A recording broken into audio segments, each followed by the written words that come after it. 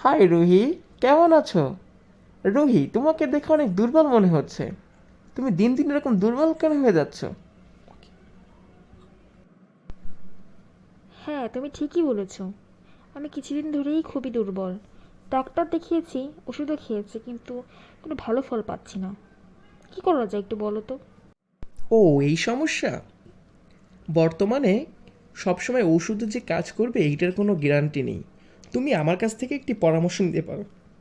তুমি নিয়মিত সোলাভোনা খেতে পারো। নিয়মিত সোলাভোনা খেলে দেখবে শরীরের দুর্বলতা অনেকটা কমে যাবে।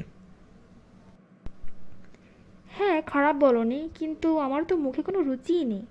আমার কিছুই খেতে মন চায় না। আমি কি করব বলো তো?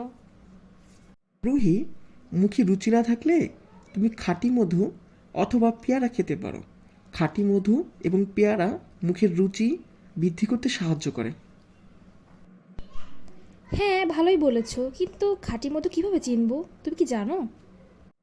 খাঁটি মধু ফ্রিজে রাখলে কখনো জমবে না। তুমি মধু ফ্রিজে রেখে দেখতে পারো। আর অবশ্যই তুমি বাজার থেকে কোনো ফলমূল কিনলে সেইটা 30 মিনিট থেকে 1 ঘন্টা পানিতে ভিজিয়ে রাখবে। স্বাস্থ্য সম্পর্কিত এই সুন্দর সুন্দর টিপসগুলো দেওয়ার জন্য তোমাকে অনেক অনেক ধন্যবাদ বন্ধু।